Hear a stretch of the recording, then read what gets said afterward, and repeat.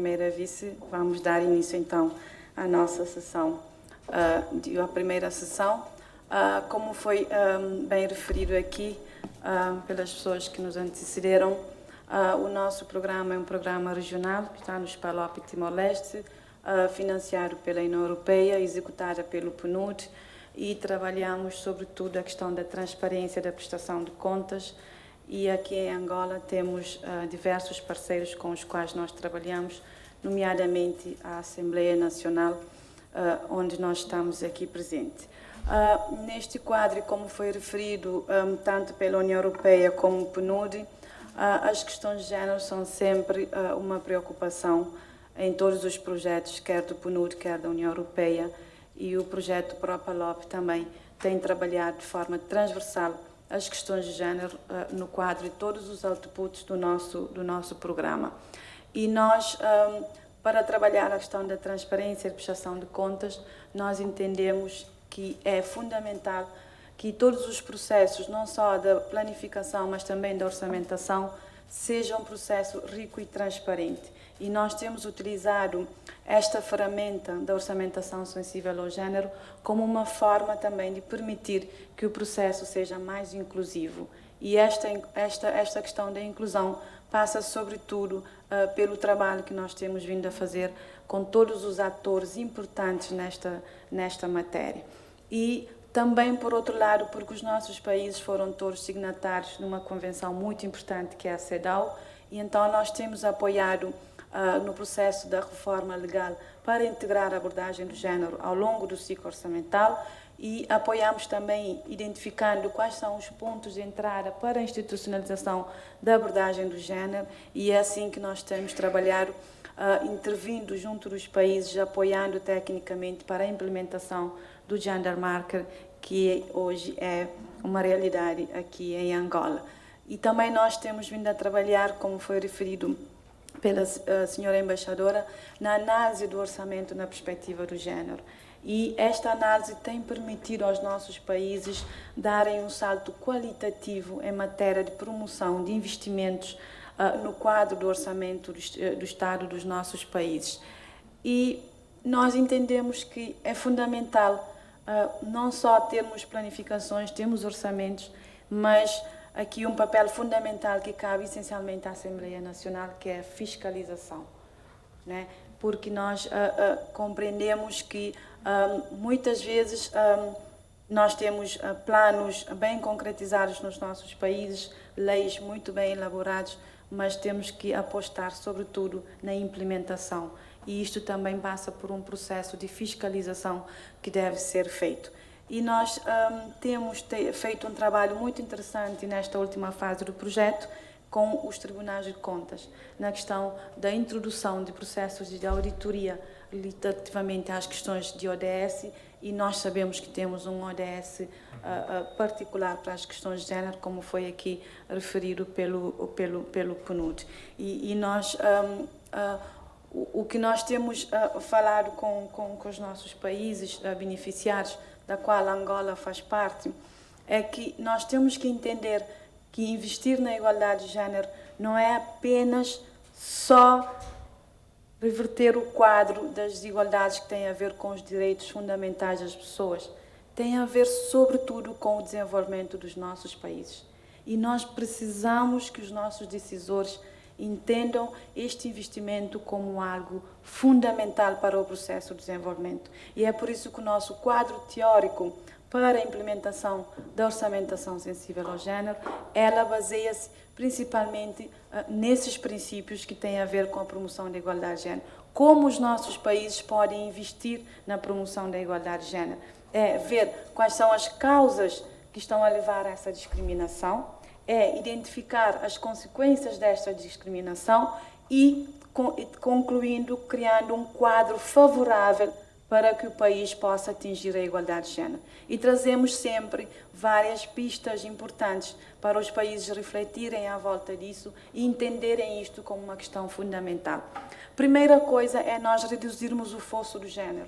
Os nossos Estados assumem os compromissos, quer na Constituição, quer nas outras leis que emanam depois da Constituição, quer nas planificações, de que o Estado deve garantir o acesso a bens e serviços que são fundamentais para os cidadãos. Estamos a falar do acesso à água, do acesso à educação, saneamento, saúde, habitação, e que são fundamentais para determinar o nosso nível de desenvolvimento político, econômico, social.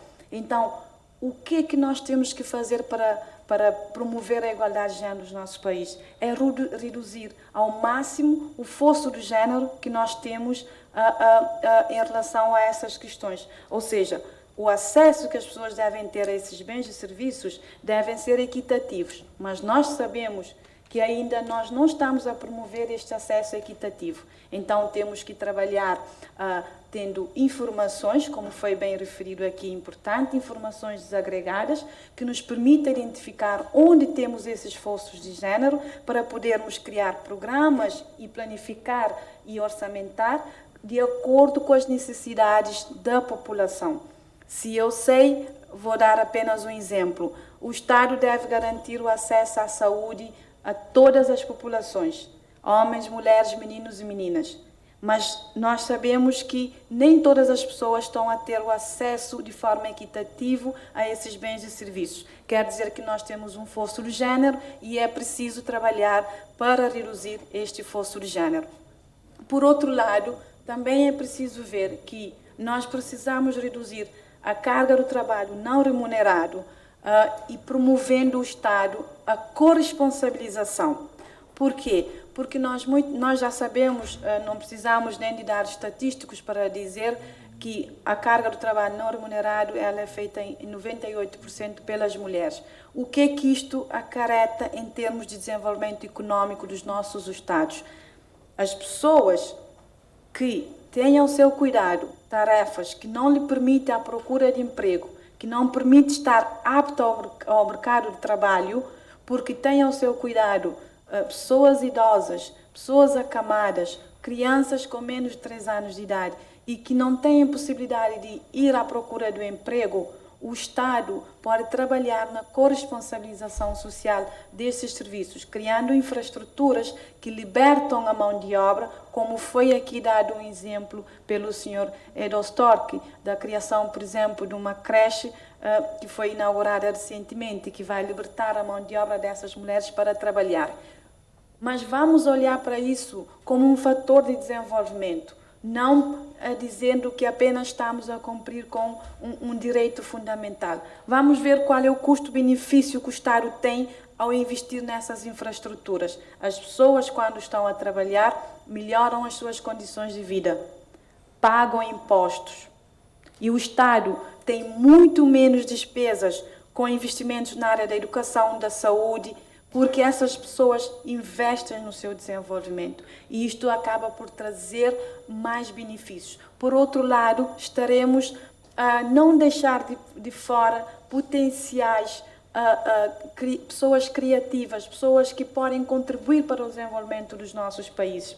O Banco Mundial diz que uma economia inteligente é uma economia que não deixa para trás parte das suas potencialidades. É uma economia que cria as mesmas oportunidades para as pessoas. Então, quando nós deixamos de fora parte desta potencialidade, nós não estamos a investir num desenvolvimento inclusivo, nós não estamos a desenvolver num desenvolvimento equilibrado, equitativo para todos. Então, muito mais vale o Estado investir nessas infraestruturas com um custo inicial, mas que depois, a médio e longo prazo, tem um impacto direto no desenvolvimento dos nossos países. Investir na igualdade de género é uma aposta no desenvolvimento sustentável dos nossos países.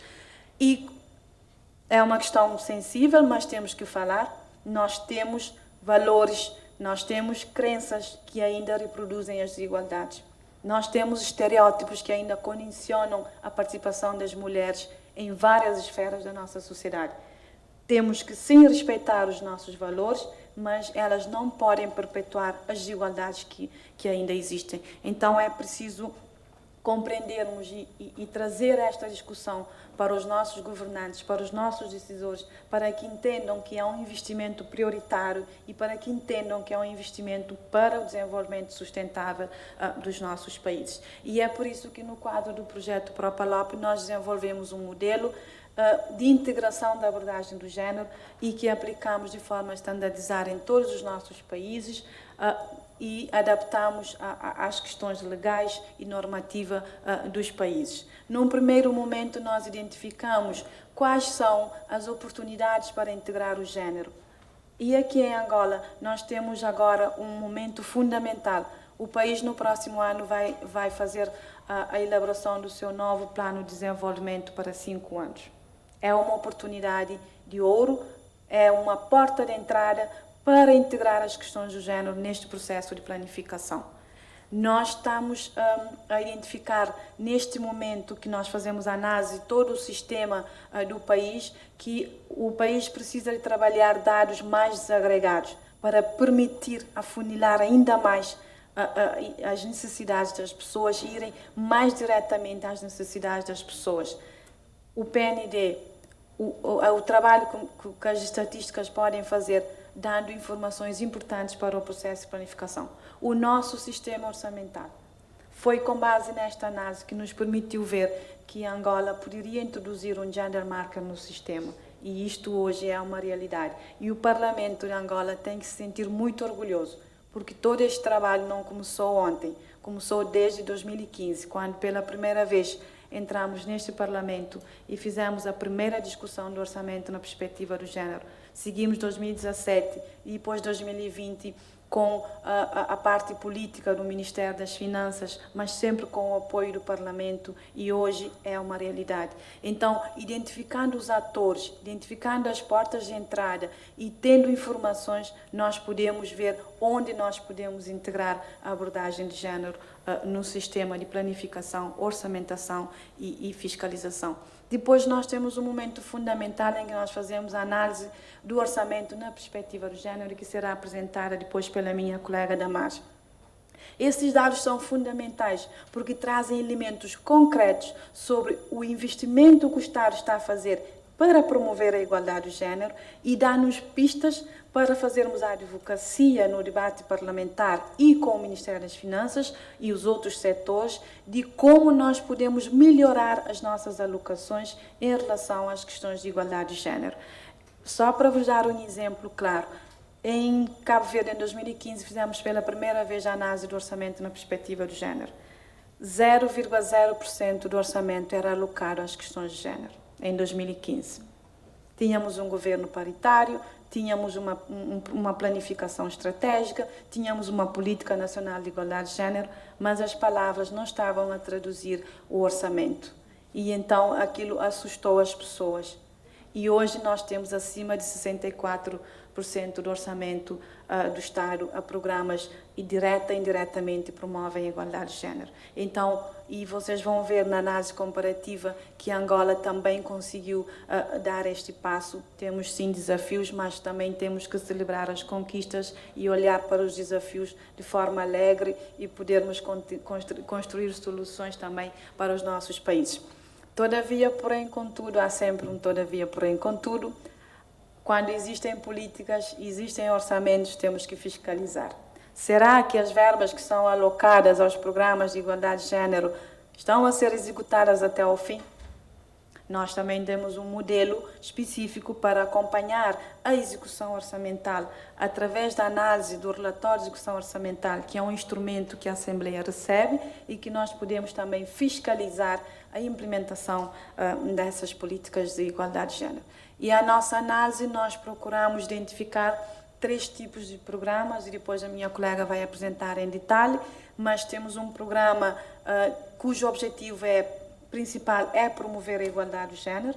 Depois temos programas em que o seu objetivo principal não é promover a igualdade de género, mas está a contribuir de forma significativa para promover a igualdade de género. E depois temos um nível, sobretudo, educativo, que aqui faço uma pausa para chamar a atenção das senhoras deputadas, dos senhores deputados, de que existem programas no Orçamento do Estado que têm um alto valor de promoção de igualdade de género. mas ainda não estão a ser trabalhados para tal. O que tem a ver isso? São domínios da política de género que foi aprovada desde 2013, mas que não acompanharam no PND. E como não estão no PND de forma transversalizada e com objetivos de género, eles não estão no orçamento nessa perspectiva. Então, o desafio de trabalhar esses programas para que nos próximos orçamentos dos estados eles estejam no nível 2 ou no nível 1. Este é um nível super pedagógico que nós fazemos questão de deixar nas nossas análises para que os países possam refletir e ver efetivamente o que é que podem melhorar. E então é por isso que nós estamos a sugerir aos países e a apoiar os países para implementarem esse orçamento na perspectiva de género. Porque quando nós identificamos os esforços de género, nós sabemos que as pessoas têm necessidades diferenciadas. As pessoas, além de terem as necessidades diferenciadas, nós estamos em lugares diferentes. Nós não conseguimos planificar o mesmo programa para executar em Luanda do que em Lobito ou em Cabinda.